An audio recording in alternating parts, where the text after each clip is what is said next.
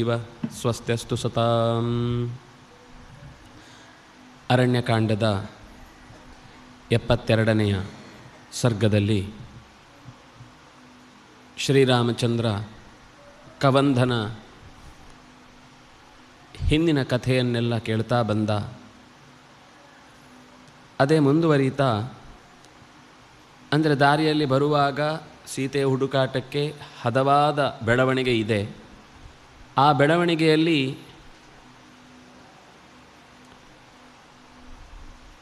ಮೊದಲು ಹೆಜ್ಜೆ ಗುರುತು ಸಿಕ್ಕಿತು, ಪ್ರಾಣಿಗಳ ನೋಟ ನೆಟ್ಟಿತು, ದಕ್ಷಿಣದ ದಿಕ್ಕು ಕಾಣಿಸಿತು. ಆ ಬಳಿಕ ಜಟಾಯು ಸಿಕ್ಕಿ ಆದ ಕಲಹದ ಕುರುಹನ್ನು ನೀಡಿದ. ಈಗ ಕವಂಧ ರಾಕ್ಷಸ ಅವನನ್ನು ಹಿಡಿಯ ಬಂದು ಒಂದೇ ಸರ್ತಿಗೆ ಕಂಗಾಲಾದಾಗ ಇಬ್ಬರೂ ಒಂದೇ ಥರದ ಯೋಚನೆಯೊಂದಿಗೆ ಅವನ ಭುಜಗಳನ್ನು ಕತ್ತರಿಸಿ ಧನು ಅನ್ನುವಂತಹ ಒಬ್ಬ ವ್ಯಕ್ತಿ ಹಿಂದೆ ಚೆನ್ನಾಗಿ ರೂಪವಂತನಾಗಿಯೂ ಕೂಡ ರೂಪದ ವಿಕಾರವನ್ನು ಮಾಡಿಕೊಂಡು ಅನೇಕರನ್ನು ಹೆದರಿಸ್ತಾ ಇದ್ದ. ಇದು ನಮಗೂ ಒಂದು ಪಾಠ. ನಾವು ಹಲವು ಬಾರಿ ಮರೆಯಲ್ಲಿ ನಿಂತು ಹೆದರಿಸುವುದು ಅಥವಾ ಏನಾದರೂ ಒಂದು ರೀತಿಯಿಂದ ಇನ್ನೊಬ್ಬರನ್ನು ಪತರಗೊಟ್ಟುವಂತೆ ಮಾಡುವ ಅದನ್ನು ಸಂಭ್ರಮಿಸುವುದು. ಎಲ್ಲೋ ಒಂದು ಸರ್ತಿ ಘರ್ಜಿಸಿದಾಗ ಅವರೇ ಸಹಜವಾಗಿ ಹೆದರಿಕೊಂಡ್ರು ಅಂದರೆ ಅದಲ್ಲ. ಪರ್ಪಸ್ಫುಲಿ ಇವತ್ತಂತೂ ಪ್ರ್ಯಾಂಕ್ ಅನ್ನುವ ಹೆಸರಿನಿಂದ ಜನರನ್ನು ಬೇಸ್ತು ಬೀಳಿಸುವುದರಿಂದಲೇ ಜೀವನ ನಡೆಸುವಂತಹ ಮೂರ್ಖರ ಒಂದು ದೊಡ್ಡ ಪಡೆ ಸಮಾಜದಲ್ಲಿ ನಿರ್ಮಾಣಗೊಳ್ತಾ ಇದೆ. ಇದು ಎಲ್ಲೋ ಅದು ತಮಾಷೆಯಾಗಿ ಅಥವಾ ಅವರಿಗೂ ಒಂದಿಷ್ಟು ತಿಳಿಯುವುದಕ್ಕೇನಾದರೂ ಅವಕಾಶ ಇದ್ದು ಅಥವಾ ಏನಾದರೂ ಒಂದು ರೀತಿಯಲ್ಲಿ ಸಾಮಾಜಿಕವಾದ ಸಂದೇಶ ಸಿಗುವಂಥದ್ದಿದ್ದರೆ ತೀರ ತಪ್ಪಾಗಲಿಕ್ಕಿಲ್ಲ. ಆದರೆ ಅವರ ಬೀಳುವಿಕೆ, ಅವರ ಬೇಸ್ತು ಬೀಳುವಿಕೆ ಅಥವಾ ಅವರ ಅಸಹಾಯಕತೆ ಇದನ್ನೆಲ್ಲ ಚಿತ್ರಿಸಿ ಆ ಮೂಲಕ ಸಮಾಜದಲ್ಲಿ ನಾನು ನಗೆಯನ್ನು ಮಾರಾಟ ಮಾಡ್ತೇನೆ ಅಂತ ಹೋಗುವ ಇಂತಹ ದುಸ್ಥಿತಿಯನ್ನು ಎಂದಿಗೂ ಸರಿಯಲ್ಲ ಅಂತ ನಮಗೆ ಈ ರಾಮಾಯಣದ ಕಥೆ ಹೇಳುತ್ತೆ. ಮಹಾಭಾರತದಲ್ಲೂ ಇಂಥದ್ದೇ ಒಂದು ಪ್ರಸಂಗ ಬರುತ್ತೆ. ಡೊಂಡುಭ ಅಂತ ಒಂದು ಹಾವಿನ ಕಥೆಯನ್ನು ಹೇಳುವಾಗ ಆತನನ್ನು ಕೊಲ್ಲಿಕ್ಕೆ ಅಂತ ರುರು ಕೈ ಎತ್ತಿ ಹೊಡಿಲಿಕ್ಕೆ ಹೋದಾಗ ನಾನು ತಪ್ಪೇ ಮಾಡಿಲ್ಲ, ನನಗೆ ಯಾಕೆ ಶಿಕ್ಷೆ ಕೊಡ್ತಿ ಅಂತ ಕೇಳಿದಾಗ, ನೀನು ಹೇಗೆ ಮಾತಾಡ್ತಾ ಇದ್ದಿ, ನಿನಗೆ ಇಂಥ ಮಾತಿನ ಶಕ್ತಿ ಎಲ್ಲಿಂದ ಬಂತು ಅಂತ ಕೇಳಿದರೆ ಅವನು ಅದರ ಹಿಂದಿನ ಕಥೆಯನ್ನು ಹೇಳ್ತಾ, ಗುರುಕುಲದಲ್ಲಿ ನಾವು ಇಬ್ಬರು ಗೆಳೆಯರು ಅತ್ಯಂತ ಆತ್ಮೀಯರಾಗಿದ್ದವರು. ಒಂದು ಬಾರಿ ನನ್ನ ಗೆಳೆಯ ಮೈ ಮರೆತು ಜಪದಲ್ಲಿ ತಲ್ಲೀನನಾಗಿದ್ದಾಗ ಆತನನ್ನು ಹೆದರಿಸುವುದಕ್ಕಾಗಿ ಹಗ್ಗದ ಹಾವೊಂದನ್ನು ಮಾಡಿ ಅವನ ಮೇಲೆ ಎಸೆದು ಅವನನ್ನು ಗಾಬರಿಗೊಳ್ಳುವಂತೆ ಮಾಡಿದೆ. ಅದಕ್ಕೆ ಅವನು ನನಗೆ ಅದೇ ರೀತಿ ಆಗಲೇ ಕೊಟ್ಟ ಶಾಪ, ನೀನು ಯಾಕೆಂದರೆ ಅದು ಹಗ್ಗದ ಹಾವು, ಕಚ್ಚದ ಹಾವು, ನೀನು ಅಂಥದ್ದೇ ಒಂದು ಕಚ್ಚದ ಡೊಂಡುಭ ಅನ್ನುವ ಕೇರೆ ಹಾವಾಗಿ ಹೋಗು ಅಂತ ಅವನು ಶಪಿಸಿದ. ನಿನ್ನ ಭೇಟಿಯಾದಾಗ ನಿನಗೆ ಸಂಬಂಧಪಟ್ಟ ಒಂದು ಮುಖ್ಯವಾದ ಕಥೆಯನ್ನು ನಾನು ಸೂಚನೆ ಕೊಟ್ಟಾಗ ನನಗೆ ಇದರಿಂದ ಬಿಡುಗಡೆ ಆಗುತ್ತೆ ಅಂತ ಹೇಳಿದ್ದ ಅಂತ ಹೀಗೆ ಹೇಳಿ ಅವನ ಮಾತುಕತೆಯಿಂದ ಅವನ ಸ್ಪರ್ಶದಿಂದ ಬಿಡುಗಡೆಗೊಂದು ಆ ಋಷಿಕುಮಾರ ಅಲ್ಲಿಂದ ಹೊರಟು ಹೋಗ್ತಾನೆ. ಅಂದರೆ ನಿನಗೆ ಸರ್ಪಯಾಗದ ಒಂದು ಕಥೆ ನಿನ್ನ ತಂದೆಯಿಂದ ನೀನು ಕೇಳಬೇಕಾದದ್ದೇ. ಸರ್ಪಯಾಗದ ಒಂದು ಸುಳಿವನ್ನು ನೀಡ್ತಾನೆ. ಬಿಡಿಸಿ ಹೇಳು ಅಂತ ಹೇಳಿದಾಗ ಪ್ರಮತಿಯನ್ನು ಕೇಳು, ನಿನ್ನ ತಂದೆಯನ್ನು ಕೇಳು, ಅವನು ಇದರ ಹೆಚ್ಚಿನ ವಿವರವನ್ನು ಕೊಡ್ತಾನೆ ಅಂತ ಹೀಗೆ ಹೇಳಿ ಆ ಸರ್ಪದ ಬಗ್ಗೆ ಅವನಿಗಿದ್ದ ರೇಜಿಗೆ, ತನ್ನ ಹೆಂಡತಿಯನ್ನು ಕೊಂದು ನನ್ನ ಅರ್ಧ ಆಯುಷ್ಯವನ್ನು ಕಳೆಯುವುದಕ್ಕೆ ಕಾರಣವಾದ ಸರ್ಪಗಳ ಸಂತತಿಯನ್ನೇ ನಾಶ ಮಾಡ್ತೇನೆ ಅಂತ ಹೊರಟದ್ದಕ್ಕೆ ಇಷ್ಟೆಲ್ಲ ಕಾರಣಗಳು ಹುಟ್ಟಿಕೊಂಡವು. ಅಂದರೆ ಒಟ್ಟು ಈ ಎರಡೂ ಕಥೆಯನ್ನು ಇಂಥದ್ದು ಬೇರೆ ಬೇರೆ ಪ್ರಸಂಗದಲ್ಲಿ ಬರುತ್ತೆ. ನಮಗೆ ಒಂದು ಕಡೆ ಸೂಚಿಸಿದರು ಅಂದರೆ ಅದು ಎಲ್ಲ ಕಡೆಗೆ ಮಾದರಿ ಅಂತ ಅರ್ಥ. ಹಾಗಾಗಿ ಈ ಸ್ಥೂಲ ಶಿರಸ್ ಅನ್ನುವ ಋಷಿಯ ಕೈಯಲ್ಲೂ ಶಾಪಗ್ರಸ್ತನಾದ ಧನು, ನಾನು ಅವರನ್ನು ವಿಕಾರವಾದ ರೂಪವನ್ನು ತೊಟ್ಟು ಅಣಗಿಸಿ ಹೆದರಿಸಿ ಅವರನ್ನು ಬೇಸ್ತು ಬೀಳುವಂತೆ ಮಾಡಿ ನಕ್ಕಾಗ ನಿನಗೆ ಇಂಥ ರಾಕ್ಷಸ ಜನ್ಮವೇ ಬರಲಿ ಅಂತ ಶಪಿಸಿದರು. ಅದಕ್ಕೆ ಸರಿಯಾಗಿ ಇನ್ನೊಂದು ಸರ್ತಿ ನಾನು ಚತುರ್ಮುಖನ ವರಬಲದಿಂದ ದೀರ್ಘಾಯುಷ್ಯವನ್ನು ಪಡೆದು ನನ್ನ ದೀರ್ಘಾಯುಷ್ಯದಿಂದಾಗಿ ಇಂದ್ರನನ್ನೂ ನಾನು ಎದುರಿಸಬಹುದು ಅನ್ನುವ ಭ್ರಮೆಯಿಂದ ಆತನೆದುರುಗೊಡೆ ಯುದ್ಧಕ್ಕೆ ನಿಂತಾಗ ಆತ ಕೊಟ್ಟ ವಜ್ರಾಘಾತ ನನ್ನ ತಲೆಯನ್ನು ಕೈಕಾಲನ್ನೆಲ್ಲ ಒಳಕ್ಕೆ ಹಾಕಿತು. ಮತ್ತೆ ನಾನು ಬೇಡಿಕೊಂಡದ್ದಕ್ಕಾಗಿ ಮೋರೆಯಲ್ಲಿ ಇರಬೇಕಾದ 2 ಮುಖ್ಯವಾದ ಅಂಗ ಕಣ್ಣು ಮತ್ತು ಬಾಯಿ, ಮೋರೆಯೇ ಇಲ್ಲ, ಅವೆಲ್ಲಿಂದ ಬರುತ್ತೆ ಅಂತ ನಾನು ಬೇಸರ ಪಟ್ಟುಕೊಂಡು ಉಣ್ಣುವುದಕ್ಕೂ ನೋಡುವುದಕ್ಕೂ ತಿನ್ನುವುದಕ್ಕೂ ಏನಾದರೂ ಒಂದು ವ್ಯವಸ್ಥೆ ಬೇಕು ಅಂತ ಕೇಳಿಕೊಂಡದ್ದಕ್ಕೆ ಎದೆಯಲ್ಲಿ ಕಣ್ಣು, ಬಾಯಲ್ಲಿ ಬಾಯಿ, ಹೊಟ್ಟೆಯಲ್ಲಿ ಬಾಯಿ ಬಂದು ತೋಳು ಹಿಡಿಯುವುದಕ್ಕಾಗಿ, ವಸ್ತುಗಳನ್ನು ಸಂಗ್ರಹಿಸುವುದಕ್ಕಾಗಿ ಉದ್ದನೆಯದ್ದನ್ನು ಕೊಟ್ಟು ನನ್ನನ್ನು ಕಳುಹಿಸಿ, ರಾಮಚಂದ್ರ ಸಿಕ್ಕಿದಾಗ ನಿನ್ನ ಬದುಕು ಮತ್ತೆ ಮೊದಲಿನಂತಾಗುತ್ತೆ, ನಿನ್ನ ಕೈಯನ್ನು ಕತ್ತರಿಸಿ ಕಟ್ಟಿಗೆಯಲ್ಲಿ ದಹಿಸಿ ಹಾಕಿದಾಗ ನಿನಗೆ ಮತ್ತೆ ಮೊದಲ ರೂಪ ಸಿಗುತ್ತೆ ಅಂತ ಹೀಗೆ ಹೇಳಿದ ಮಾತನ್ನೆಲ್ಲ ನೆನಪಿಸಿಕೊಂಡು ಅವನ ಆದೇಶ ಪಡೆದು ಅವನ ದೊಡ್ಡದಾದ ಒಂದು ಪರ್ವತದ ಬುಡದಲ್ಲೇ ಒಂದು ಹೊಂಡದಲ್ಲಿ ಆತನನ್ನು ಹಾಕಿ ಕಟ್ಟಿಗೆಗಳನ್ನು ಇಟ್ಟು ಸುಟ್ಟು ಬಿಡ್ತಾರೆ. ಮೇಧಸ್ಸು ನಿಧಾನಕ್ಕೆ ಉರಿದು, ದೊಡ್ಡ ದೇಹ ಅದರಿಂದಾಗಿ ನಿಧಾನಕ್ಕೆ ಸುರಿದು ಆತ ದಿವ್ಯವಾದ ಶರೀರವನ್ನು ಅತ್ಯಂತ ಉತ್ತಮವಾದ ವಿಮಾನದಲ್ಲಿ ಕುಳಿತು ಮೇಲಕ್ಕೆ ಏಳ್ತಾನೆ. ಎದ್ದು ಆರಂಭದಲ್ಲೇ ರಾಮ ಒಂದು ಮಾತು ಕೇಳ್ತಾನೆ, ನಾವು ಈಗ ಸೀತೆಯನ್ನು ಕಳೆದುಕೊಂಡ ನೋವಿನಲ್ಲಿದ್ದೇವೆ, ನಿನ್ನಿಂದ ನನಗೇನಾದರೂ ಸಹಾಯ ಆದೀತು ಅಂತ ನಾನು ಕೇಳ್ತಾ ಇದ್ದೇನೆ ಅಂತ. ಖಂಡಿತ ನನಗೆ ಪೂರ್ವದ ನೆನಪನ್ನು ಈಗ ನಾನು ಈ ಶರೀರದಲ್ಲಿ ಏನೂ ಮಾಡ್ಕೊಳ್ಳಿಕ್ಕಾಗ್ತಾ ಇಲ್ಲ, ಖಂಡಿತ ನಿಮಗೆ ಏನು ಸಾಧ್ಯವೋ ಅಂಥದ್ದನ್ನು ನಾನು ಸೂಚಿಸ್ತೇನೆ. ಮೊದಲು ನನ್ನ ಶರೀರದಿಂದ ಬಿಡುಗಡೆ ಮಾಡಿದರೆ ನನ್ನ ದೇವ ಶರೀರಕ್ಕಿರುವಂತಹ ಅಪೂರ್ವವಾದ ಸಾಮರ್ಥ್ಯದಿಂದ ನಾನು ಮತ್ತಷ್ಟು ಕೆಲವು ಸಂಗತಿಗಳನ್ನು ಹೇಳಬಹುದು ಅಂತ ಹೀಗೆ ಹೇಳಿದ್ದ. ಆ ರೀತಿ ಧನು ಉತ್ತಮವಾದ ಶರೀರವನ್ನು ಪಡೆದಿದ್ದಾನೆ. ವಿಮಾನೇ ಭಾಸ್ವರೇ ತಿಷ್ಟನ್ ಹಂಸಯುಕ್ತೇ ಯಶಸ್ಕರೇ ಪ್ರಭಯಾ ಚ ಮಹಾತೇಜ ದಿಶೋ ದಶ ವಿರಾಜಯನ್. ಹೊಳೆಯುವ ಅತ್ಯಂತ ಚಂದದ ವಿಮಾನದಲ್ಲಿ ನಿಂತಿರುವಂತೆ ಆ ಬೆಳಕಿನಿಂದ ಜಗತ್ತಿನ ಎಲ್ಲ ಮೂಲೆಗಳನ್ನು ತುಂಬಿಕೊಂಡಂತೆ ರಾಮನ ಮುಂದೆ ಕಾಣಿಸಿಕೊಂಡ. ಬಗೆ ಬಗೆಯ ಆಭರಣಗಳೆಲ್ಲ ತುಂಬಿಕೊಂಡಿದ್ದ. ಅತ್ಯಂತ ಚಂದದ ನಗೆಯೊಂದಿಗೆ ತೊಟ್ಟ ಪೀತಾಂಬರದ ಬಟ್ಟೆ ಆತನ ಚೆಲುವನ್ನು ಹೆಚ್ಚಿಸಿತ್ತು. ಸೋಂತರಿಕ್ಷಗತೋ ರಾಮಂ ಕವಂಧೋ ವಾಕ್ಯಮಬ್ರವೀತ್.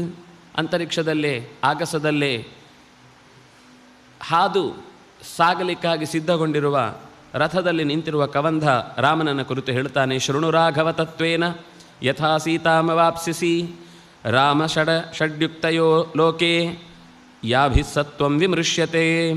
ರಾಮಚಂದ್ರ, ನೀನು ಖಂಡಿತ ಸೀತೆಯನ್ನು ಪಡೆದೇ ಪಡೀತಿ. ಆದರೆ ಅದಕ್ಕಾಗಿ ಕೆಲವು ಲೋಕದಲ್ಲಿ ಏನಾದರೂ ಒಂದು ವಸ್ತುವನ್ನು ಪಡೆಯುವುದಕ್ಕೆ ಕೆಲವು ಯುಕ್ತಿಗಳನ್ನು ಅನುಸರಿಸಲೇಬೇಕಾಗತ್ತೆ. ನೀನು ಕೂಡ ಅಂತಹ 6 ಯುಕ್ತಿಗಳನ್ನು ಉಪಯೋಗಿಸಿಕೊಳ್ಳಬೇಕು. ಸಂಧಿ, ವಿಗ್ರಹ, ಸ್ಥಾನ, ಆಸನ, ದ್ವೈಧೀಭಾವ, ಸಮಾಶ್ರಯ. ಈ ಸಂಧಿ ಸಾಮಾನ್ಯ ಗೊತ್ತಿರುವಂಥದ್ದೇ. ಯಾರ ಜೊತೆಗಾದರೂ ನಾವು ಕೆಲವೊಮ್ಮೆ ಸಂಬಂಧವನ್ನು ಬೆಳೆಸಿದರೆ ಮಾತ್ರ ನಮ್ಮ ಬಲ ದೊಡ್ಡದಾಗುತ್ತೆ. ಎದುರಾಳಿಗೊಂದು ಸಂಧಿಯಾದಾಗಲೇ ಮೆಸೇಜ್ ಹೋಗುತ್ತೆ, ಓಹ್ ಇವರವರ ಜೊತೆಗೆ ಸೇರಿದ್ರು ಅಂದರೆ ನಮ್ಮ ಬಲಗಳೆಲ್ಲ ಅವರಿಗೆ ಗೊತ್ತಿದೆ, ಆದ್ದರಿಂದ ನಾವು ಅವರನ್ನು ವಿರೋಧಿಸಲಿಕ್ಕೆ ಸಾಧ್ಯ ಇಲ್ಲ ಅಂತ. ಕೆಲವೊಮ್ಮೆ ಕೆಲವರ ಸಂಬಂಧವನ್ನು ಕಡಿದುಕೊಳ್ಬೇಕಾಗಬಹುದು ಅವರ ದುಸ್ಥಿತಿಯನ್ನು ನೋಡಿಕೊಂಡು. ಯಾಕೆಂದರೆ ಶತ್ರುಗಳನ್ನು ಮೈಮೇಲೆ ಎಳೆದುಕೊಂಡಂತಹ ಒಂದು ದೇಶದ ಜೊತೆಗೆ ನಾವು ಅತ್ಯಂತ ಹೆಚ್ಚಿನ ಸಂಬಂಧವನ್ನು ಹೊಂದಿದರೆ ಆ ಶತ್ರುಗಳ ರಾಷ್ಟ್ರಕ್ಕೆ ನಾವು ಮಿತ್ರರಾದಿಂದಾಗಿ ನಾವು ಕೂಡ ಶತ್ರುಗಳಾಗುವ ಸಂಬಂಧ ಇರುತ್ತೆ. ಅದನ್ನಾಗಿ ಅವನು ದುರುಳನಾಗಿ ಯಾರದ್ದೋ ದೊಡ್ಡವರ ಶತ್ರುತ್ವವನ್ನು ಕಟ್ಟಿಕೊಂಡಿದ್ದಾನೆ ಎಂದಾಗ ನಾವು ಹಿಂದೆ ಸರಿಬೇಕಾಗಬಹುದು. ಅಥವಾ ಕೆಲವೊಮ್ಮೆ ನಮಗೆ ಎದುರಾಳಿಗಳಾಗಿ ನಿಂತವರ ನಡುವೆ ವಿಗ್ರಹವನ್ನುಂಟು ಮಾಡಿ ನಾವು ಆ 2 ಜೋಡಿಯಾಗಿ ಬಂದು ಆಗಬಹುದಾದ ದಾಳಿಯನ್ನು ತಪ್ಪಿಸಿಕೊಳ್ಳುವ ಅನಿವಾರ್ಯತೆ ಇದ್ದಾಗ ವಿಗ್ರಹವು ಒಂದು ಆಯುಧವಾಗುತ್ತೆ. ಇನ್ನು ಅವರ ಜೊತೆಗೆ ಓಡಾಟ, ಯಾನ, ಬೇರೆ ಬೇರೆ ವ್ಯಾಪಾರದ ಪ್ರಯಾಣ ಇರಬಹುದು, ಅಥವಾ ರಾಜಕೀಯ ಮುತ್ಸದ್ದಿತನವನ್ನು ತೋರುವುದಕ್ಕೆ ಬೇಕಾಗುವ ಕೆಲವೆಲ್ಲ ಓಡಾಟಗಳಿರಬಹುದು. ಇವು ಕೂಡ ಬೇಕಾಗುತ್ತೆ. ಆಸನ, ಜೊತೆಗೆ ಅವರನ್ನು ಹತ್ತಿರದಲ್ಲಿ ಕೂಡಿಸಿಕೊಂಡು ಮಾತಾಡಿ ಕಳುಹಿಸುವಂಥದ್ದು. ಇನ್ನು ಎದುರಾಳಿಯ ಮಿತಿಯನ್ನು, ಗುಟ್ಟನ್ನು ಅವರಿಗೆ ಯಾರಿಗೆ ಬೇಕು ಅವರಿಗೆ ಒಪ್ಪಿಸಿಕೊಟ್ಟು ಅವರ ನಡುವೆ ಇನ್ನಷ್ಟು ದೂರವಾಗುವುದಕ್ಕೆ ಬೇಕಾದಂತಹ ಇದೆಲ್ಲವೂ ಕೂಡ ಕೆಲವೊಂದು ಸರ್ತಿ ಅನಿವಾರ್ಯ. ರಾಜಕೀಯದಲ್ಲಿ ಇದು ಬೇಕಾಗುತ್ತೆ. ಮುಖ್ಯವಾಗಿ ಇನ್ನೊಂದು ಸಮಾಶ್ರಯ, ಅವರನ್ನೇ ನಾವು ಆಶ್ರಯಿಸೋದು.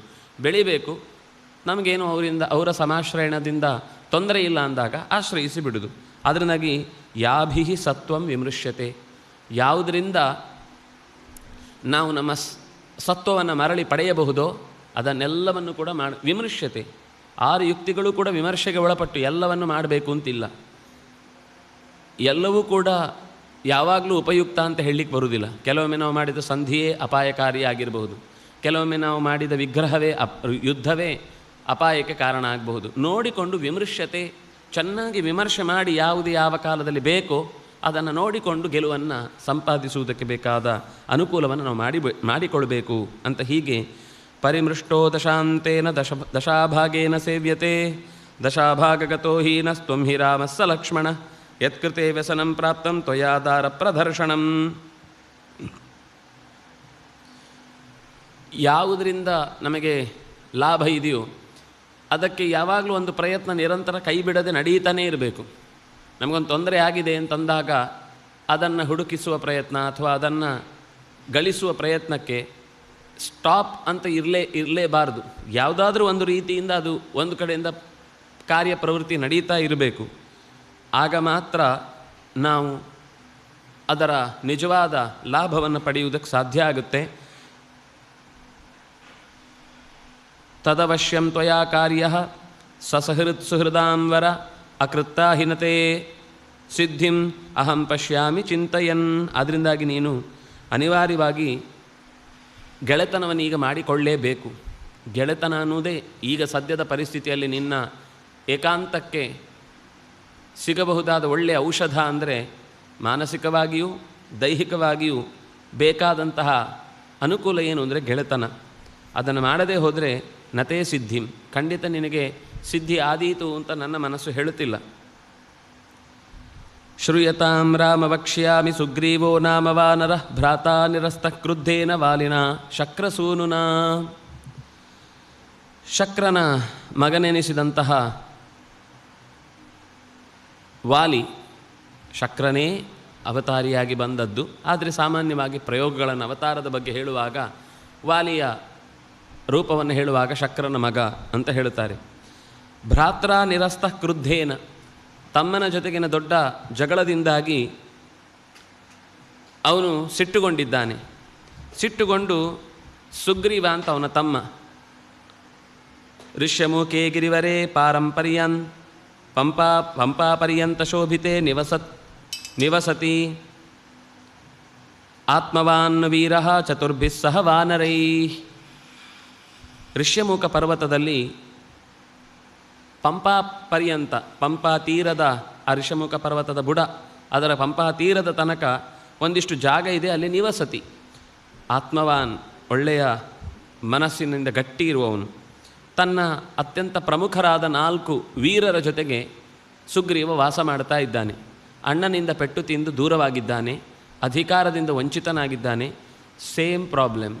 ನಿನಗೆ ಯಾವ ರೀತಿಯಾಗಿ ಹೆಂಡತಿಯನ್ನು ಕಳೆದುಕೊಂಡ ವೇದನೆಯಲ್ಲಿ ನೀನು ಹುಡುಕಾಟ ನಡೆಸ್ತಾ ಇದೆಯೋ, ಅವನಿಗೆ ವಿಷಯ ಗೊತ್ತಿದೆ ಹೆಂಡತಿ ಎಲ್ಲಿದ್ದಾಳೆ ಅಂತ. ನಿನಗೆ ವಿಷಯ ಗೊತ್ತಿಲ್ಲ ಅಷ್ಟೇ. ಅಂಥದ್ದನ್ನು ಗೊತ್ತುಪಡಿಸಿಕೊಳ್ಳಿಕ್ಕೆ ಇದೊಂದು ಒಳ್ಳೆಯ ಮಾರ್ಗ.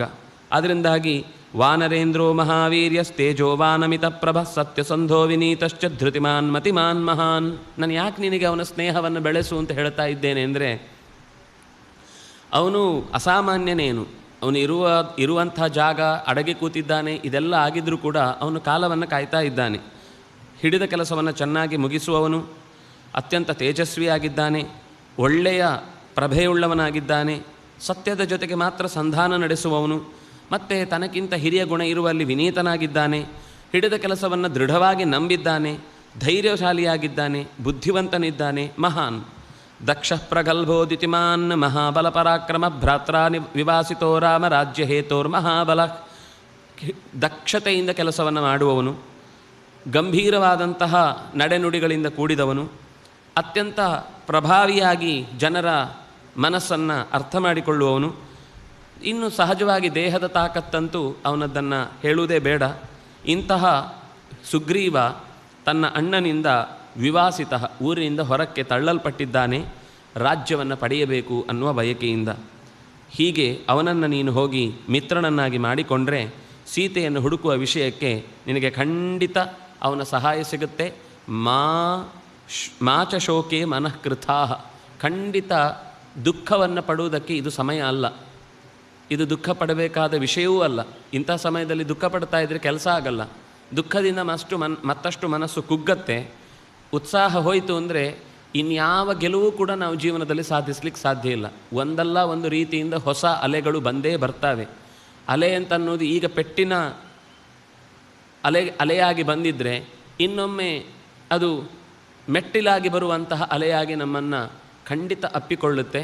ಅದರಿಂದಾಗಿ ನಿನಗೆ ನನ್ನ ಮನಸ್ಸಿನಲ್ಲಿ ಬಂದ ಭಾವನೆಯನ್ನು ನಿನಗೆ ಹೇಳಿದ್ದೇನೆ ಅಂತ ಮತ್ತಷ್ಟು ಸುಗ್ರೀವನ ವಿಶೇಷತೆಗಳನ್ನು ಹೇಳಿ ಅವನ ಜೊತೆಗೆ ಏನು ವ್ಯವಹಾರ ಮಾಡಬೇಕು, ಏನಾಗಿದೆ ಅವನ ಪರಿಸ್ಥಿತಿ ಇತ್ಯಾದಿಗಳನ್ನು ಹೇಳಿ ಅವನು ಹೊರಡುತ್ತಾನೆ. ಅವನು ಹೇಳಿದ ಮತ್ತಷ್ಟು ಉಪಾಯದಲ್ಲಿರುವ ವಿಶೇಷತೆ, ಅದರಿಂದಾಗಿ ಆದ ರಾಮನಿಗೆ ಲಾಭ ಏನು ಇತ್ಯಾದಿಗಳನ್ನು ಮತ್ತೆ ನಾಳೆಯ ಚಿಂತನೆಯಲ್ಲಿ ನಾವು ಸಾಧ್ಯವಾದಷ್ಟನ್ನು ಚಿಂತಿಸೋಣ ಅಂತ ಹೇಳ್ತಾ, ಕಾಯೇನ ವಾಚ ಮನಸ ಇಂದ್ರಿಯರ್ವಾ ಬುದ್ಧಿಯ ಆತ್ಮನಾವಾ ಅನುಸೃತ ಸ್ವಭಾವ ಕರೋಮಿ ಯದ್ಯತ್ ಸಕಲಂ ಪರಸ್ಮೈ ನಾರಾಯಣಾಯೇತಿ ಸಮರ್ಪಯಾಮಿ. ಶ್ರೀಕೃಷ್ಣಾರ್ಪಣಮಸ್ತು.